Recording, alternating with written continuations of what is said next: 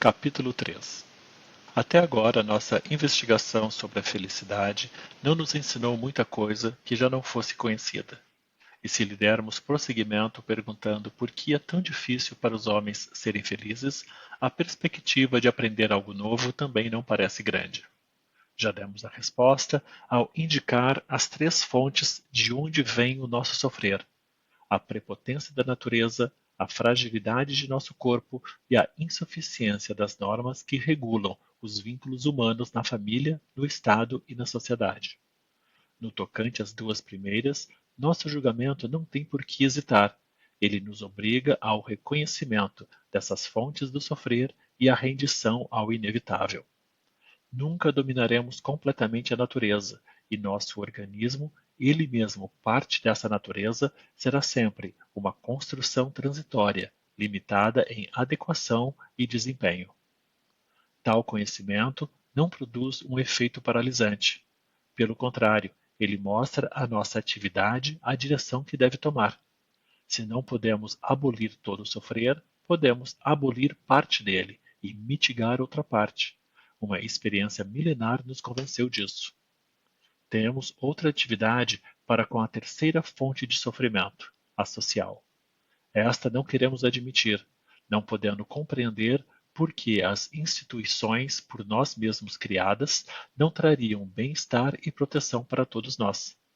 Contudo, se lembrarmos como fracassamos justamente nessa parte da prevenção do sofrimento, nasce a suspeita de que aí se esconderia um quê da natureza indomável, dessa vez da nossa própria constituição psíquica.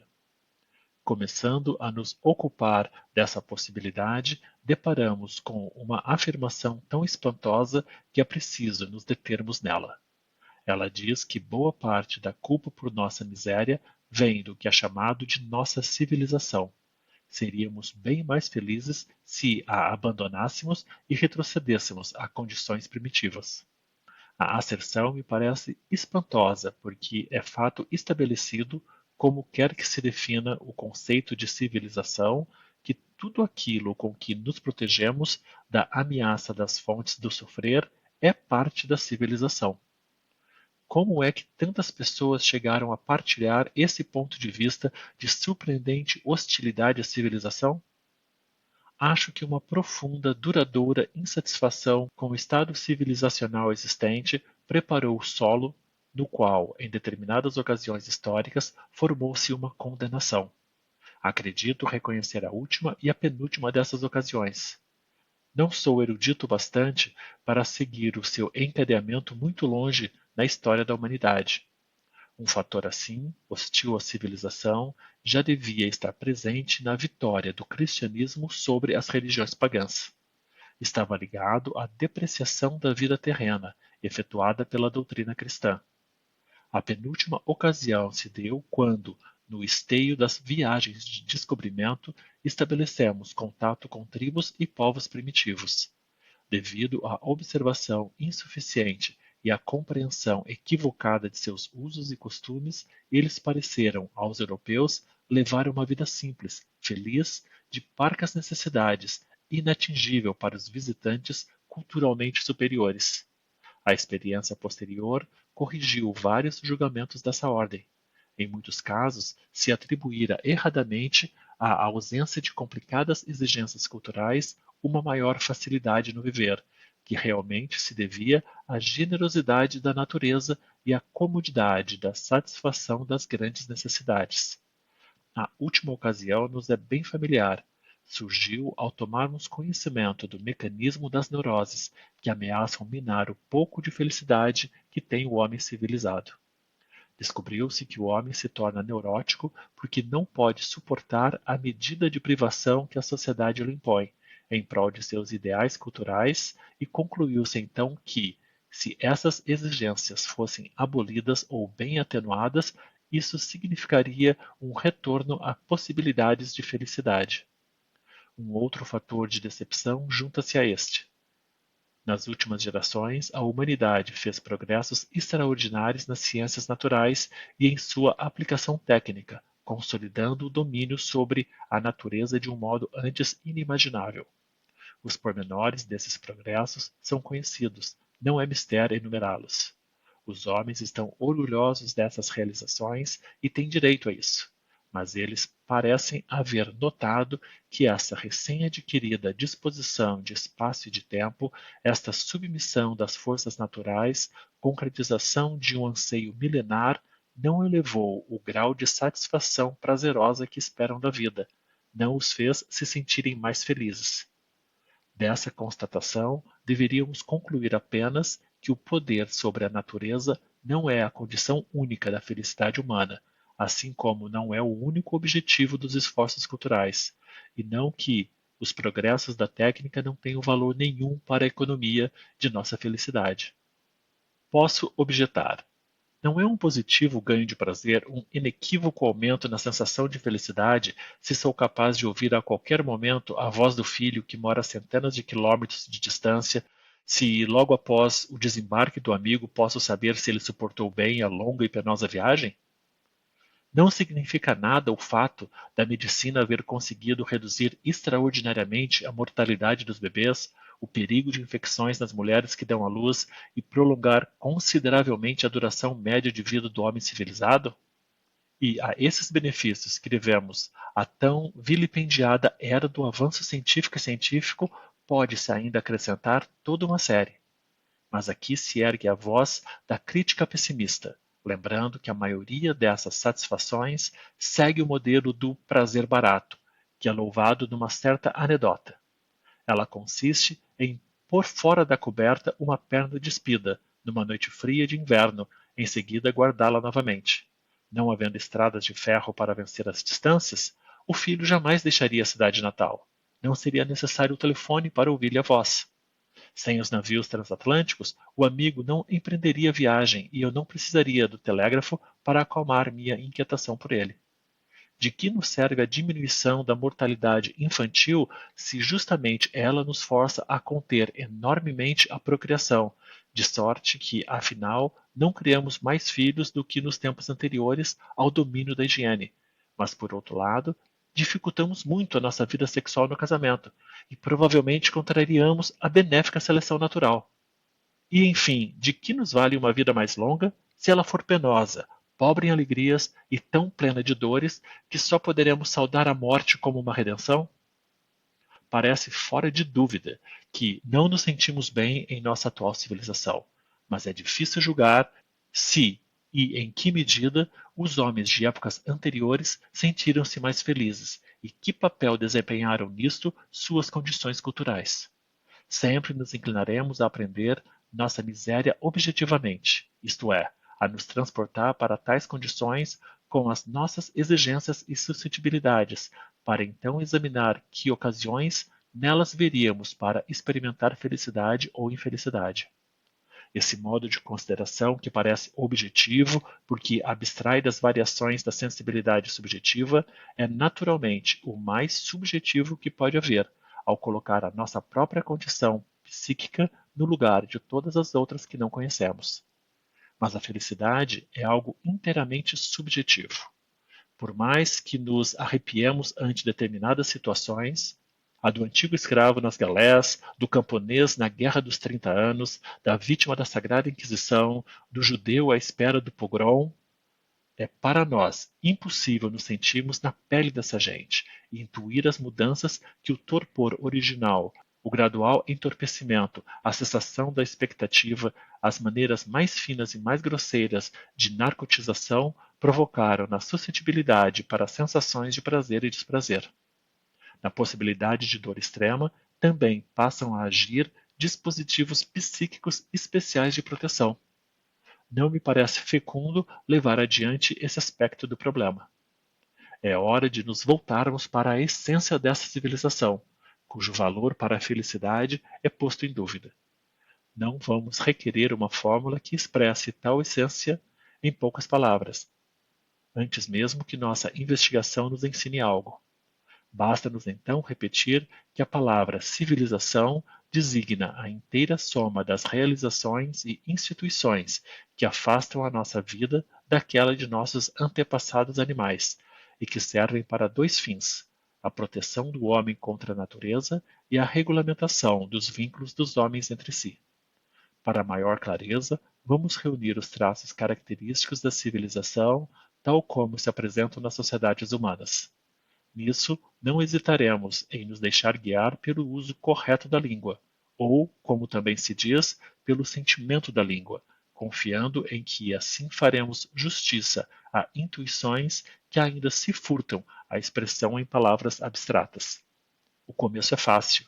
Vemos como culturais todas as atividades e valores que são úteis para o ser humano, colocando a terra a seu serviço, protegendo-o da violência das forças naturais.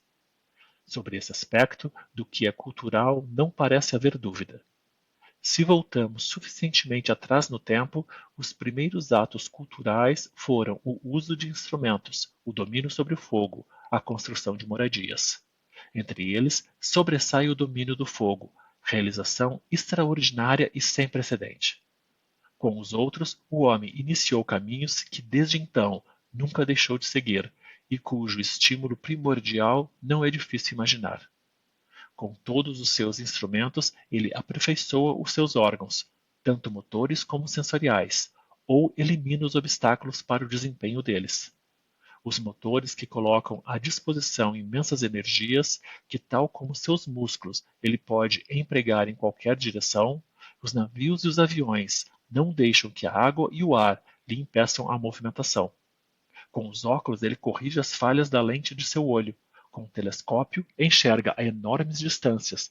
Com o microscópio, supera as fronteiras da visibilidade que foram demarcadas pela estrutura de sua retina. Com a câmera fotográfica, ele criou um instrumento que guarda as fugidias impressões visuais, o que o disco de gramofone também faz com as igualmente transitórias impressões sonoras. No fundo, os dois são materializações da sua faculdade de lembrar, de sua memória. Com o auxílio do telefone, ele ouve bem longe, de distâncias que seriam tidas por inalcançáveis, até mesmo em contos de fada. A escrita é, na sua origem, a linguagem do ausente, e a casa, um sucedâneo do útero materno, a primeira e ainda, provavelmente, a mais ansiada moradia, na qual ele estava seguro e sentia-se bem.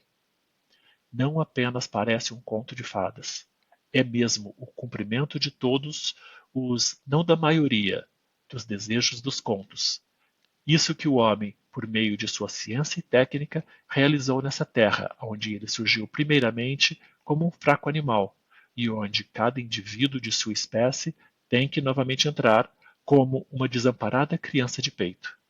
Todo esse patrimônio ele pode reivindicar como aquisição cultural. Há tempos ele havia formado uma concepção ideal de onipotência e onisciência que corporificou em seus deuses. Atribuiu-lhes tudo o que parecia inatingível para seus desejos, ou que lhe era proibido. Pode-se então dizer que os deuses eram ideais culturais. Agora ele aproximou-se bastante desse ideal, tornou-se ele próprio quase um deus. Claro que apenas na medida em que os ideais, no julgamento geral dos homens, costumam ser alcançados. Não inteiramente, em alguns pontos de modo algum, em outros somente em parte. O ser humano tornou-se, por assim dizer, uma espécie de Deus protético, realmente admirável quando coloca todos os seus órgãos auxiliares. Mas esses não cresceram com ele e, ocasionalmente, lhe dão ainda muito trabalho. Ele tem o direito de consolar-se, porém, com o fato de que essa evolução não terminará justamente no ano da graça de 1930. Épocas futuras trarão novos, inimagináveis progressos nesse âmbito da cultura. Aumentarão, mais ainda, a semelhança com Deus. Mas não devemos esquecer, no interesse de nossa investigação, que o homem de hoje não se sente feliz com essa semelhança. Portanto, reconhecemos o alto nível cultural de um país quando vemos que nele se cultiva e adequadamente se providencia tudo que serve para a exploração da terra pelo homem e para a proteção dele frente às forças da natureza. Em suma, tudo que lhe é proveitoso. Em tal país, os rios que ameaçam inundar as terras têm seus cursos regulados e suas águas são conduzidas por canais até os lugares que delas necessitam. O solo é cuidadosamente trabalhado e plantado com a vegetação que lhe for apropriada. Os tesouros minerais das profundezas são extraídos com diligência e usados na fabricação dos instrumentos e aparelhos necessitados. Os meios de transporte são abundantes, rápidos e confiáveis. Os animais selvagens e perigosos se encontram exterminados e prospera a criação daqueles domesticados. Mas nós requeremos ainda outras coisas da civilização e é digno de nota que esperemos vê-las realizadas nos mesmos países. Como se estivéssemos negando a exigência feita em primeiro lugar, saudamos também como civilizado o fato das pessoas se preocuparem com coisas que absolutamente não são úteis, que antes parecem inúteis. Por exemplo, quando numa cidade os parques, necessários como áreas de lazer e reservatórios de ar, possuem também canteiros de flores, ou quando as janelas das casas são adornadas com vasos de flores. Logo notamos que a coisa inútil que esperamos ver apreciada na civilização é a beleza. Exigimos que o homem civilizado venere a beleza, onde quer que ela lhe surja na natureza e que a produza em objetos, na medida em que for capaz de fazê-lo. Isso está longe de esgotar o que reivindicamos da civilização. Requeremos ainda ver sinais de limpeza e ordem. Não achamos que tivesse alto nível de civilização uma cidade inglesa do tempo de Shakespeare, quando lemos que diante da casa de seu pai, em Stratford, havia um monte de esterco. Nós nos indignamos e taxamos de bárbaro, que é o contrário de civilizado, quando vemos sujos de papéis os caminhos do bosque de Viana. A sujeira de qualquer tipo nos parece inconciliável com a civilização. Estendemos para o corpo humano a exigência de limpeza. Ouvimos espantados que a pessoa do rei Soliu exalava um cheiro péssimo e balançamos a cabeça quando, na Isola Bella, mostramo-nos a pequenina bacia que Napoleão usava na toilette matinal. Não nos surpreendemos se alguém coloca o uso do sabão como medida direta do grau de civilização. O mesmo sucede com a ordem, que, tal como a limpeza, está ligada inteiramente à obra humana. Mas, enquanto não podemos esperar que predomine a limpeza na natureza, a ordem, pelo contrário, nós copiamos dela. A observação das grandes regularidades astronômicas deu ao ser humano não apenas o modelo, mas os primeiros pontos de partida para a introdução da ordem na sua vida. A ordem é uma espécie de compulsão de repetição, que, uma vez estabelecida, resolve quando, onde e como algo deve ser feito, de modo a evitar oscilações e hesitações em cada caso idêntico. O benefício da ordem é inegável. Ela permite ao ser humano o melhor aproveitamento de espaço e tempo, enquanto poupa suas energias psíquicas. Seria justo esperar que se impusesse a atividade humana desde o princípio sem dificuldades. E é de espantar que isso não aconteça, que as pessoas manifestem um pendor natural à negligência, irregularidade e frouxidão no trabalho, e a duras penas tenham de ser educadas na imitação dos modelos celestes. Beleza, limpeza e ordem ocupam claramente um lugar especial entre as exigências culturais. Ninguém dirá que elas são importantes para a vida como o domínio das forças naturais e outros fatores que ainda veremos, mas ninguém as porá em segundo plano como coisas acessórias. O fato da civilização não considerar apenas o que é útil já se mostra no exemplo da beleza que não desejamos ver excluída dos interesses da civilização. A vantagem da ordem é evidente. Quanto à limpeza, devemos considerar que é também requerida pela higiene, e podemos conjecturar que esse nexo não era inteiramente desconhecido antes da época da prevenção científica das doenças. Mas a utilidade não explica de todo esse empenho. Algo mais tem de estar em jogo.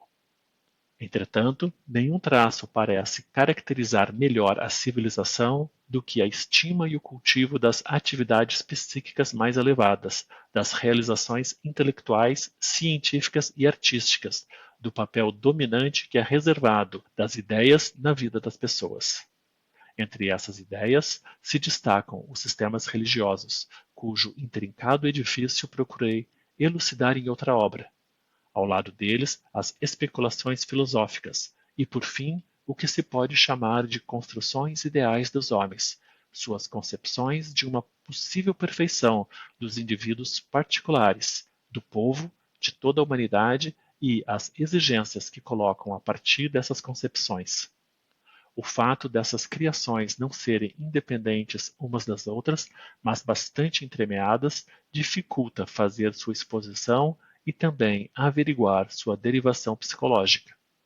Se admitimos, de maneira bem geral, que o móvel de toda atividade humana é o empenho visando as duas metas confluentes, utilidade e obtenção de prazer, temos que aceitar isso como válido também para as manifestações culturais aqui mencionadas, embora seja facilmente visível apenas na atividade científica e artística.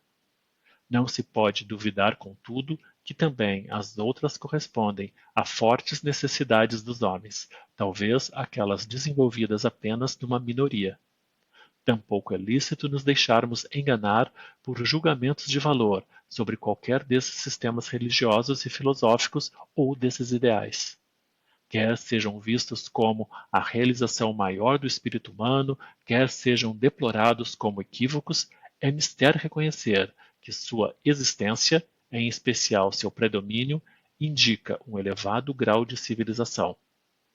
Resta-nos apreciar o último dos traços característicos da civilização, que certamente não é dos menos importantes: o modo como são reguladas as relações dos homens entre si, as relações sociais, que dizem respeito ao indivíduo enquanto vizinho, enquanto colaborador, como objeto sexual de um outro, como membro de uma família e de um Estado.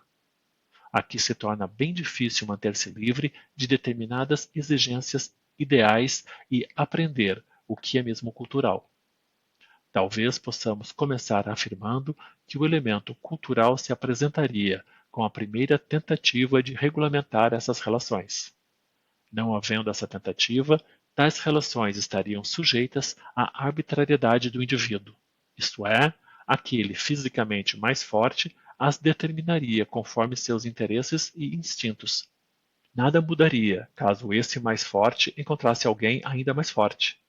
A vida humana em comum se torna possível apenas quando há uma maioria que é mais forte do que qualquer indivíduo e se conserva diante de qualquer indivíduo.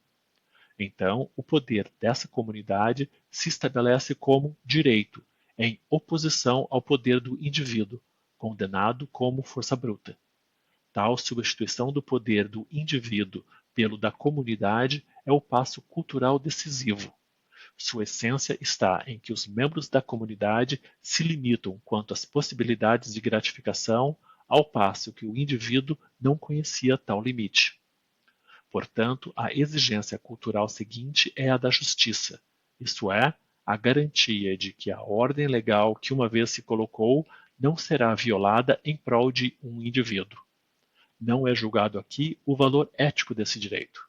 O curso posterior da evolução cultural tende a tornar esse direito não mais a expressão da vontade de uma pequena comunidade, casta, camada da população, tribo, que novamente age como um indivíduo violento face a outros grupos, talvez mais numerosos desse tipo.